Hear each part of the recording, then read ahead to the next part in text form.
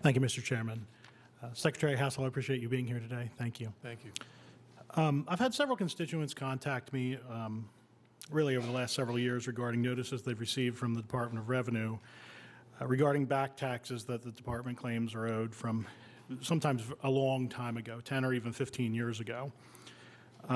Yeah, I think certainly everyone in the room would agree that everybody should be paying their taxes. Certainly we have a responsibility to make sure everyone's paying their taxes.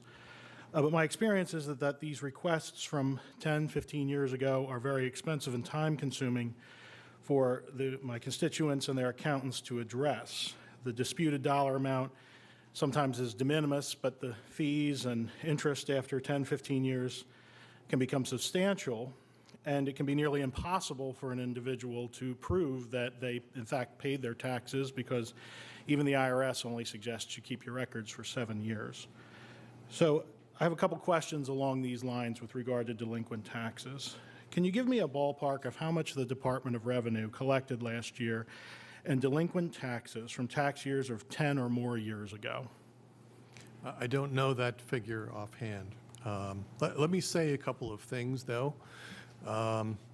In general, once someone has filed a tax return, then the department has 3 years to examine that return and decide whether to assess for additional tax or not.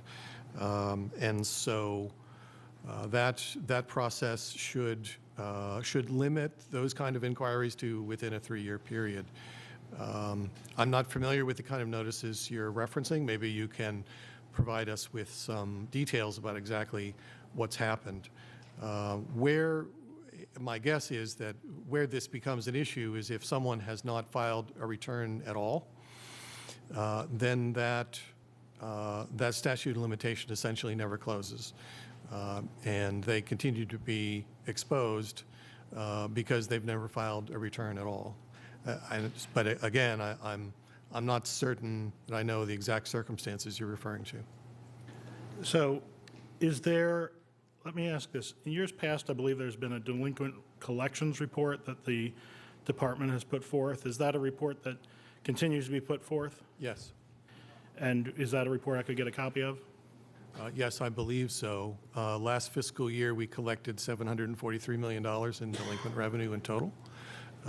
We could look at whether it's possible to break it out for tax years the way you're suggesting. I don't know if that information is available, but we could try. So much as you suggest, one of the constituent issues that comes right to my mind was an individual who got a letter with regard to taxes in 2004, and he didn't even live in the Commonwealth in 2004, and he could prove it. And we subsequently, he came to our office, in my office, and we were actually able to resolve the issue for him relatively quickly with the department.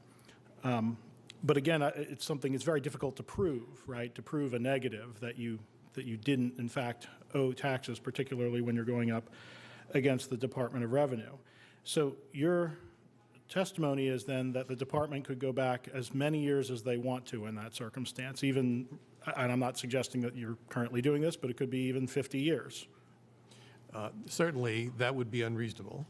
But I know that there are circumstances where we have an indication that someone has lived in the Commonwealth and has not filed required tax returns, and then we will contact that person and ask about their circumstances. If it turns out that there was no tax return due, then we'll move on. Some people are offended just by having been asked the question, but we need to sometimes establish what the facts are so that we can know whether that was a delinquency or not. Does the department have a recommendation as far as how many years back someone should save, an individual, I'm not talking about a corporation, an individual should save their tax returns? Again, the IRS guidance, my understanding, is 7 years. I think that that's a good guideline. So would the department support perhaps legislation saying that they could not come after an individual for 7 or perhaps, let's say, 10 years? There are, I've heard some discussion of proposals that would limit the the statute of limitations to, for example, 10 years.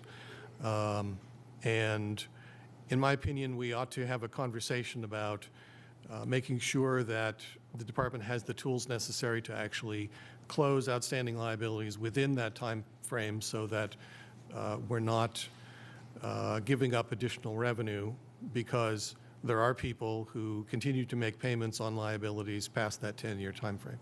So I think that that's something that should be explored, but it needs to come with some additional tools for the department to actually get the job done within the 10-year period.